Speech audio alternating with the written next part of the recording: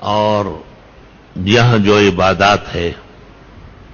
تو جو لوگ قربانی کرتے ہیں وہ زیادہ تاکید کے ساتھ، اور جو قربانی نہیں کرتے اور عاقل بالغ مسلمان ہیں، بوجہ غربت مسکنت کے بعض لوگ قربانی نہیں کر سکتے، وہ خود نفقات کے محتاج ہوتے ہیں۔ ہر دونوں کے لیے سنت ہے کہ جب ذی الحجہ شروع ہو جائے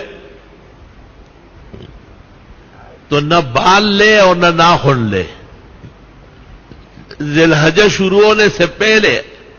اپنے بال وال صحیح کر لے اور ناخن کٹوا لے۔ یہ ان محرمین حجاج کے ساتھ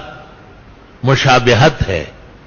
جو کعبے کے آس پاس گلی کوچوں اور میدانوں میں پھیلے ہوئے، خداوند تعالیٰ کے مہمان مسافرین، محرمین حجاج زائرین معتمرین۔ ایک شاعر کہتے ہیں